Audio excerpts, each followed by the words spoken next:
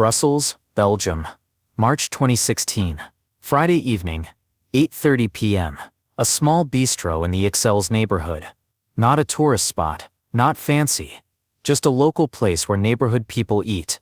The kind of restaurant with checkered tablecloths and handwritten menus, where the owner knows the regulars by name, where the wine comes in carafes, and the food is simple but good. The place is half full, maybe 20 customers. Couples, small groups. A few people eating alone. The Friday evening crowd unwinding after work. Soft conversation. Clinking glasses. The smell of garlic and butter. Jean-Claude Van Damme sits alone at a corner table. He's 55 years old. In Brussels visiting his mother. She's 86 now. He visits every few months. Spends time with her. Walks with her. Listens to her stories. Reminds himself where he came from. Tonight she's tired. Went to bed early. So Van Damme came here. This bistro 3 blocks from her apartment. A place he's been coming to since he was a teenager. Before the movies. Before the fame. When he was just Jean-Claude from the neighborhood. The owner recognized him. Seated him in the corner. Gave him privacy. Brought him steak frites. And a glass of red wine. No fuss. No photos. Just normal service. This is what Van Damme loves about Brussels. People here remember him as Jean-Claude the Karate Kid. Not Van Damme the movie star. They're proud of him but they don't treat him differently. He's just one of them who made it. The waitress serving his section is young. Maybe 22. Named Sophie. Dark hair pulled back in a ponytail. Simple black dress and apron. She's been working here for 6 months. Saving money for university. Wants to study nursing. Works 3 nights a week plus weekends. The tips are decent. The work is honest. The owner treats her well. At a table near the bar sit 4 men. Late 20s, early 30s. Loud. Already drunk when they arrived. Ordered a bottle of whiskey. Drinking it straight. Getting louder with each glass. They're celebrating something. A business deal. A promotion. Something that makes them feel successful and invincible. Sophie has served them twice. Once to bring the bottle and glasses. Once to bring food they barely touched. Each time they made comments. About her appearance. About her body. About what they'd like to do to her. Not loud enough for the whole restaurant to hear. But loud enough for her to hear. Loud enough to make her uncomfortable. She ignored them. Smiled politely. Did her job. Brought what they ordered. Left quickly. But they're getting worse. One of them, the loudest one, named Luke, calls her over. Hey sweetheart. More ice. Sophie brings ice. Sets it on the table. Turns to leave. Luke grabs her wrist. Not hard enough to hurt. But firm enough to stop her. Where are you going? Stay. Have a drink with us. Sophie pulls her wrist back gently. I'm working. I can't. Come on. 1 drink. We're celebrating. You're too pretty to be working. You should be celebrating with us. I really can't. Thank you for the offer. She tries to leave again. Another man, sitting to Luke's right, reaches out and touches her hip. She's shy. I like shy girls. Sophie steps back. Her face flushes. Half embarrassment. Half anger. Please don't touch me. Luke laughs. Oh, she's feisty too. Even better. The other customers are noticing now. Conversations quieting. People watching. Nobody intervening. Just watching. Uncomfortable but not willing to get involved. Sophie looks toward the owner. He's in the kitchen. Doesn't see what's happening. She's on her own. I need to get back to work. Excuse me. She turns. Luke stands up, blocks her path.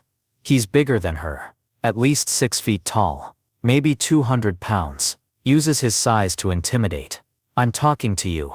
It's rude to walk away when someone's talking to you. Sophie's voice shakes but she stands her ground. And it's rude to touch someone without permission. Please let me pass. Or what? What are you going to do? Van Damme has been watching for the last minute. He saw the wrist grab. Saw the hip touch. Saw Sophie trying to leave.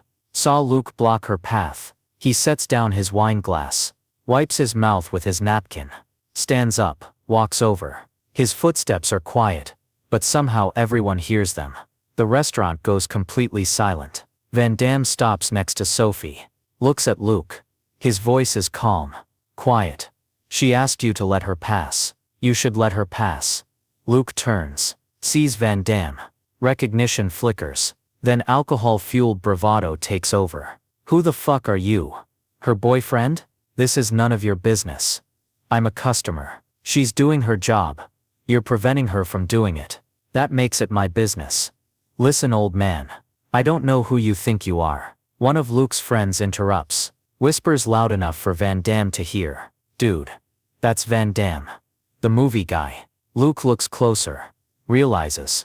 But he's too drunk and too proud to back down now. Especially in front of his friends. I don't care if you're Van Damme, or Van Gogh. Mind your own business. Van Damme's expression doesn't change. Still calm. Still quiet. This is your last chance. Apologize to her. Pay your bill. Leave. Or what? Luke smirks. You going to fight me? You're what? 60 years old. You think because you did some movies 40 years ago you can tell me what to do? I'm 55. And I'm not going to fight you. I'm just going to help you leave. I'd like to see you try. Van Damme looks at Sophie. Go to the kitchen. Ask your boss to call the police. This will be over in 20 seconds. Sophie hesitates. Van Damme nods. It's okay, go. She goes. Fast. Relieved to be away from the table.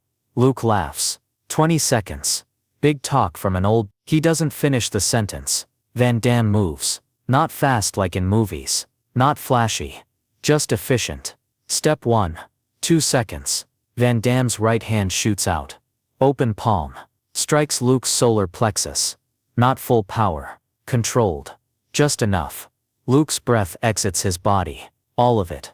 His diaphragm spasms. He can't inhale. His hands go to his chest. His eyes go wide. Panic. 3 seconds. Luke's friend on the left stands up. Throws a wild punch. Van Damme sidesteps. The punch hits air. Van Damme's elbow strikes the friend's ribs. Precise. Controlled. The friend doubles over. Sits back down hard. Gasping. 6 seconds. The third man tries to grab Van Damme from behind. Bear hug attempt. Van Damme drops his weight. Slips down and out. Grabs the man's wrist. Simple joint lock. Leverage not strength. The man's knees buckle. He drops. Van Damme releases him. 9 seconds. The fourth man. The smartest one raises his hands. I'm not involved, I'm just leaving. He stands. Backs away. Leaves the restaurant. Smart. 12 seconds. Luke is still trying to breathe. On his knees now. Hands on the table. Face red. Van Damme kneels next to him. Speaks quietly. In about 30 seconds you'll be able to breathe again. The strike paralyzed your diaphragm temporarily. It'll reset. You'll be fine. But you need to understand something. What you did to that waitress. That's assault. Unwanted touching. That's a crime. When the police arrive you'll be arrested. You'll spend the night in jail. You'll have a record. And you'll deserve every bit of it. But I'm going to give you a choice. You can wait for the police. Or you can leave right now. If you leave you apologize to Sophie first. You pay for your drinks plus a €100 tip for making her uncomfortable. And you never come back to this restaurant. Ever. If I hear you came back. If I hear you bothered her again. I will find you. And next time I won't be gentle. Do you understand? Luke nods. Can't speak. Still can't breathe. Van Damme stands. Looks at the other two men. They're recovering. Able to breathe. Scared. Same goes for you. Apologize, pay. Leave. Don't come back. 18 seconds. Sophie returns with the owner. The owner sees 3 men on the floor. And in chairs. Gasping. Sees Van Damme standing calm. Understands immediately. Should I still call the police? Van Damme looks at Luke. That depends. Are they leaving? Luke's breath is coming back now. Ragged but functional. He nods. We're leaving. After you apologize. Luke looks at Sophie. Shame and anger mixing on his face. I'm sorry. I was drunk. I was an asshole. I'm sorry. His 2 friends echo. Sorry. We're sorry. Van Damme watches them. Payment. They throw money on the table. Way more than their bill. Scramble to leave. Almost running. Trip over themselves getting out the door. Gone. 20 seconds from solar plexus strike to them leaving the restaurant. The restaurant erupts. Applause.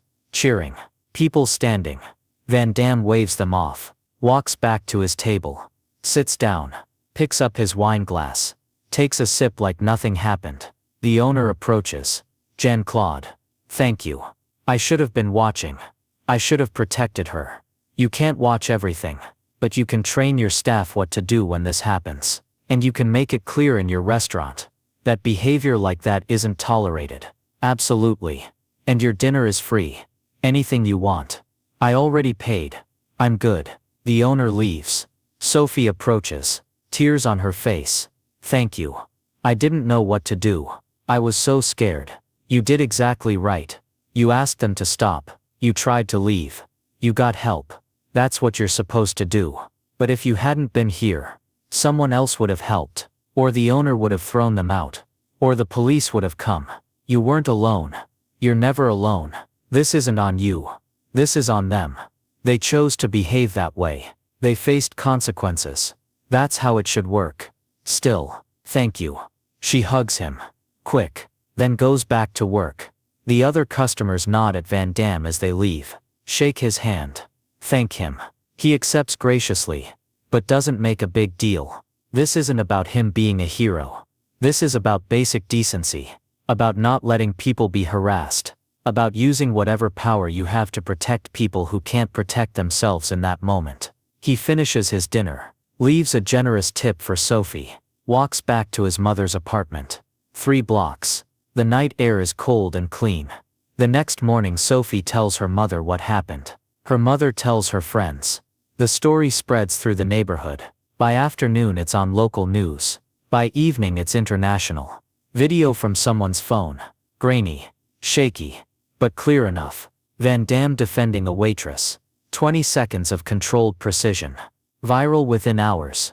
The comments are overwhelmingly positive. This is what real men do. He's 55 and still a hero. He could have destroyed them, but he showed restraint. The way he gave them a choice to leave. Class. But some comments criticize. He should have let the police handle it. Violence is never the answer. He assaulted them. He's lucky they don't press charges. Van Damme does one interview. Local Belgian news. The reporter asks, some people say you should have let the police handle it. What do you say? The police would have taken 15 minutes to arrive. In 15 minutes those men could have hurt her. Could have escalated. Could have made the situation worse. Sophie needed help immediately. I provided it. I didn't seriously hurt anyone. I gave them a chance to leave with dignity. They took it. Everyone went home safe. That's all that matters.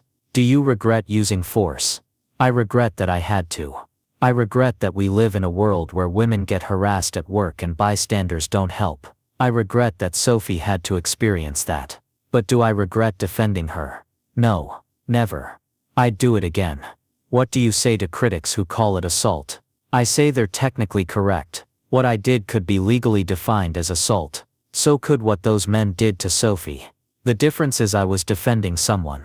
They were attacking someone. Context matters. Intention matters. I'm willing to accept legal consequences if they want to press charges, but they won't, because they know they were wrong. And they know everyone saw it. What's your message to other men? If you see someone being harassed, especially a woman in a service job who can't defend herself without risking her job, you have a responsibility to help. You don't have to fight. Just your presence can be enough. Just standing next to her, asking if she's okay, calling for management, calling police, anything.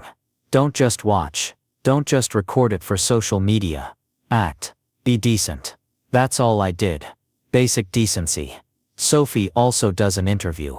He saved me. I've worked in restaurants for 3 years. This happens all the time. Men think because we're serving them, they can touch us, talk to us however they want. Usually we just take it because we need the job. We need the tips. We have no power. But last night I had power, because someone with power chose to use it to protect me. That's what I'll remember. Not the harassment. The protection. 6 months later Van Damme is back in Brussels, visiting his mother again. He goes to the same bistro. Sophie is working. She sees him. Smiles. Brings him to the same corner table. The usual. Please. She brings steak frites and red wine. Sets it down. I need to tell you something. I quit this job. I start nursing school next month. Full time. I was too scared to quit before. Scared of the money. Scared of the harassment getting worse if I complained. But after that night, I realized I can't spend my life being scared. I have to move forward. You showed me that. Thank you. Van Damme smiles. I didn't show you anything. You already knew. You just needed a reminder that you're worth protecting. Worth defending. Worth more than how those men treated you. I'm proud of you. She leaves. Comes back. Hands him an envelope. Don't open it until you leave. He agrees. Finishes his dinner. Walks home. Opens the envelope. Inside is a letter. Handwritten. Dear Mr. Van Damme. 20 seconds changed my life. Not because you fought 4 men. Because you showed me I'm worth fighting for. I've spent 3 years letting customers treat me however they want because I thought that's what I had to do. That night you showed me I don't.